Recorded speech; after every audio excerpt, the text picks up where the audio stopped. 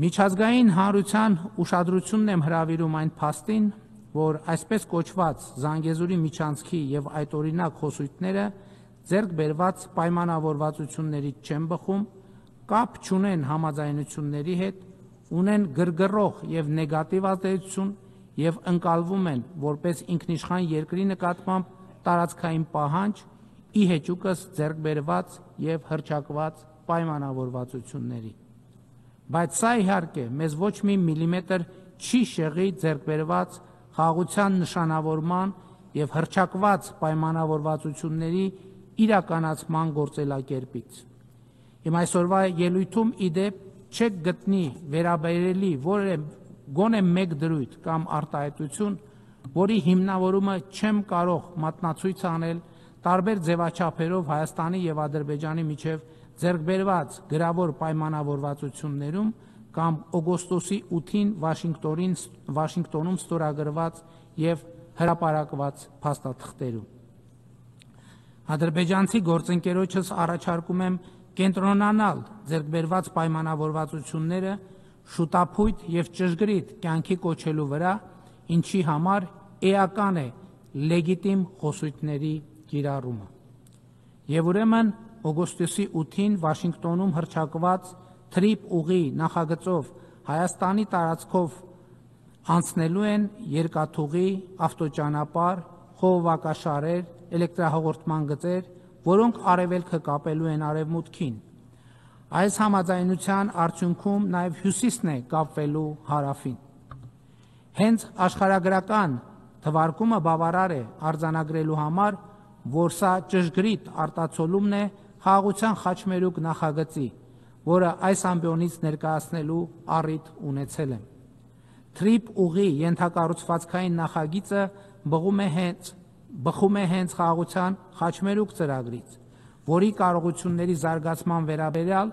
նախագահ Թրամփի հետ երկկողմ հուշագիր ստորագրեցինք օգոստոսի 8-ին Վաշինգտոնում։ Հարկ եմ համարում նշել, որ Վաշինգտոնի հռչակագրի համաձայն ներպետական, երկկողմ եւ միջազգային փոխադրումների համար Հայաստանի եւ Ադրբեջանի միջև հաղորդակցությունների բացումը տեղի է ունենալու պետությունների ինքնիշխանության, տարածքային ամբողջականության եւ իրավազորության հարգման վրա։ Եվ ինչպես արդեն ասեցի, այս ջանքերը կներառեն Ադրբեջանի Հանրապետության հիմնական մասի եւ Նախճեվանի ինքնավար հանրապետության միջև Հայաստանի Հանրապետության տարածքով անխոչնդոտ հաղորդակցությունը Հայաստանի Հանրապետության համար միջազգային ու ներպետական հաղորդակցության փոխադարձ առավելություններով։ Այս պայմանավորվածությունները Հայաստանի Հանրապետության համար լավ առիթ են ոչ միայն թրիփ ուղու, այլև մյուս սահմանային անցակետերում սահմանային, մաքսային եւ այլ հսկողությունների նորագույն տեխնոլոգիաներ ներդնելու դիտանկյունից, որոնք համապատասխան կլինեն ժամանակակից ամենաառաջավոր ստանդարտներին։ Թրիփ ուղի ենթակառուցվածքային նախագծի համար կարևոր է Հայաստանի եւ Թուրքիայի միջև սահմանի, այսպիսով գոյություն ունեցող երկաթուղու, ավտոճանապարհների բացումը, խողովակաշարերի, էլեկտրահաղորդման գծերի, մալուխների զարգացման հեռանկարով։ Ուրախ եմ արձանագրել, որ վերջին տարիներին Հայաստանի եւ Թուրքիայի միջև հաստատված է աննախադեպ դրական երկխոսություն։ Նախագահ Էրդողանի հետ իմ հանդիպումները կրում են պարբերական բնույթ վստահելիության շարունակաբար աճող մակարդակով։ Սա մի ձեռքբերում է, որը ես չափազանց բարձր եմ գնահատում եւ համոզված եմ, տեսանելի ապագայում բերելու է դրական արդյունքների, այն է Հայաստանի եւ Թուրքիայի միջև դիվանագիտական հարաբերությունների հաստատման եւ միջպետական սահմանի լիարժեք բացման։ Տիկնայք եւ պարոնայք, վերջին տարիներին Հայաստանի Հանրապետության դիվանագիտական հարաբերությունների աշխարհագրությունը տեսանելիորեն եւ հաճելիորեն ընդլայնվում է։ 30 տարվա անկախությունից ի վեր Հայաստանի Հանրապետությունը դիվանագիտական հարաբերություններ չուներ Սաուդյան Արաբիայի եւ Պակիստանի հետ։ Ուրախ եմ արձանագրել, որ հիմա արդեն մեր երկրների միջև դիվանագիտական հարաբերություններ են հաստատվել, երկխոսություն է տեղի ունենում։ իսկ Հայաստանի Հանրապետության ավանդական կապերը նկատելիորեն զարգանում են։ Իրանի Իսլամական Հանրապետության և Վրաստանի հետ մեր երկխոսությունն ու եղբայրությունը ավելի տեսանելի է դառնում։ Այս հարաբերությունները Թուրքիայի և Ադրբեջանի հետ մեր հարաբերություններին զուգահեռ չափազանց կարևոր են Հարավկովկասյան տարածաշրջանը խաղաղ, կայուն և զարգացող միջավայր տեսնելու համար։ Այս իմաստով կարևորում եմ նաև 3 գումարած 3 ձևաչափը, որը մեզ համար կարևոր հարթակ է մեր տարածաշրջանի երկրների հետ երկխոսելու և Ռուսաստանի Դաշնության հետ մեր ավանդական երկխոսությունը զարգացնելու համար, չնայած մենք Ռուսաստանի հետ մշտական ակտիվ շփումներ ունենք երկկողմ ձևաչափով։ Վերջերս մենք ռազմավարական գործընկերություն հաստատեցինք Չինաստանի հետ, ակտիվ քաղաքական և առևտրատնտեսական հարաբերություններ ունենք Հնդկաստանի հետ։ Հավասարակշռված և հավասարակշռման արտաքին քաղաքականությունը նոր հորիզոններ է բացում մեր առաջ։ Մենք ակտիվացնում ենք մեր հարաբերությունները Ճապոնիայի, Մոնղոլիայի, Մերձավոր Արևելքի, Կենտրոնական Ասիայի երկրների հետ։ Տիկնայք և պարոնայք, հարգելի ներկաներ, այս տարի մարտին Հայաստանի Հանրապետության ազգային ժողովը ընդունեց Եվրոպական միությանը Հայաստանի անդամակցության գործընթաց սկսելու մասին օրենքը, որը շատ մեծ նշանակություն ունի մեր օրակարգի համար։ Այս օրենքը ոչ միայն Եվրոպական միության հետ մեր աննախադեպ բարձր մակարդակի հարաբերությունների արտահայտություն է, այլև ուղիղ վկայություն ժողովրդավարական արժեքներին մեր նվիրվածության։ Շատերը հարցնում են, թե երբ Հայաստանը կդառնա Եվրամիության անդամ և որքանով է դա իրատեսական։ Նախ մեր 4 հարևաններից 2-ը Եվրամիության անդամության թեկնածու երկիր են, և հետո Եվրամիության անդամ դառնալու գործընթաց սկսելու մասին օրենքը մեզ համար նախ և առաջ ժողովրդավարական բարեփոխումները հետևողականորեն շարունակելու խթան է։ Մենք ուզում ենք ինստիտուցիոնալ և բովանդակային առումով համապատասխան լինել Եվրամիության ստանդարտներին։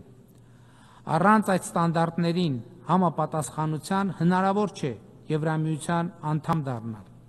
և հետևաբար, երբ Հայաստանը օբյեկտիվորեն համապատասխանի Եվրամիության ստանդարտներին, այս կետից ունենք 2 ճանապարհ. մեզ կամ կընդունեն Եվրամիության անդամ, կամ չեն ընդունի։ Եթե կընդունեն, լավ է, եթե չեն ընդունի, մենք լուծած կլինենք մեր առաջ դրված մի կարևորագույն խնդիր։ Հայաստանը կլինի ժամանակակից առաջավոր ստանդարտներին համապատասխանող երկիր։ Եվրամիության ստանդարտներին համապատասխանելու մեր ձգտումը ոչ թե աշխարհաքաղաքական, այլ ժողովրդավարական ընտրության հարց է, որովհետև 2018 թվականին Հայաստանում տեղի ունեցած ժողովրդական ոչ բռնի Թավշյա հեղափոխությունից ի վեր ժողովրդավարությունը, օրենքի գերակայությունը, մարդու իրավունքները, անկախ դատական համակարգը մեր կողմից որդեգրված են որպես ռազմավարություն։ Ժողովրդավարության ոլորտում մեր ունեցած ձեռքբերումները առավել ինստիտուցիոնալ և ժողովրդամետ դարձնելու համար առաջիկայում մենք մտադիր ենք անել հաջորդ քայլը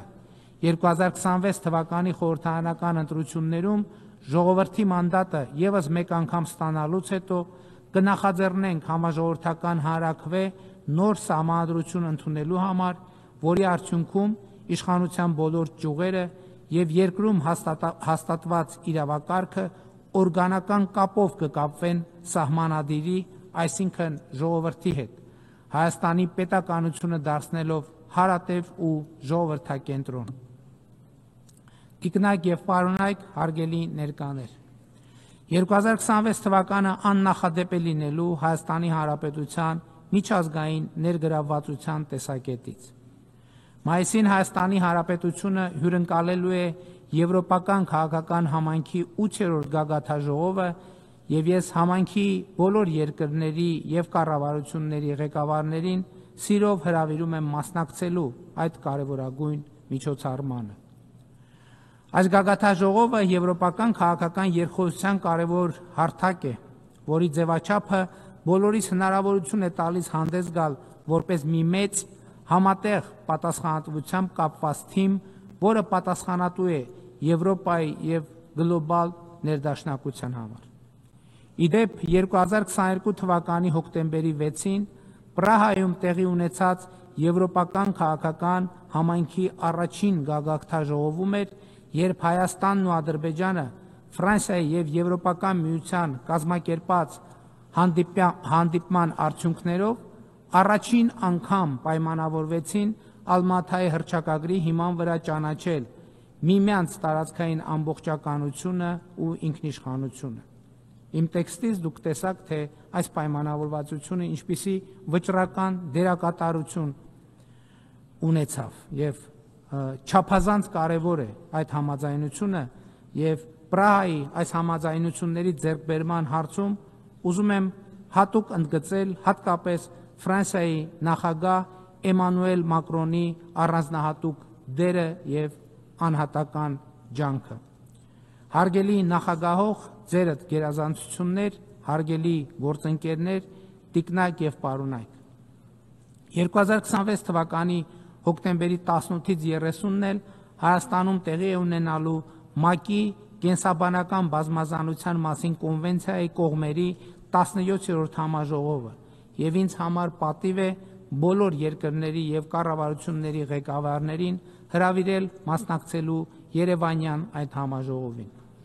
Հույս ունեմ այդ ժամանակ արդեն ՄԱԿ-ի գլխավոր ասամբլեայի 81-րդ նստաշրջանում զեկուցած կլինեմ, որ Հայաստանի եւ Ադրբեջանի միջև խաղաղության եւ միջպետական հարաբերությունների հաստատման մասին համաձայնագիրը առնվազն ստորագրված է,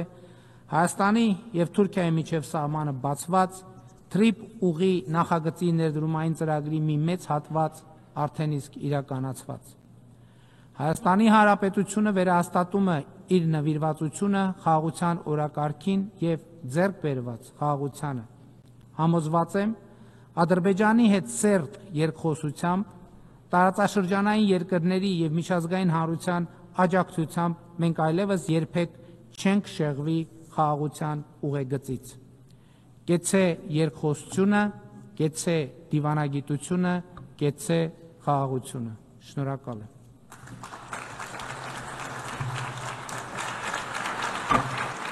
On behalf of the Assembly, I wish to thank the Prime Minister of the Republic of Armenia.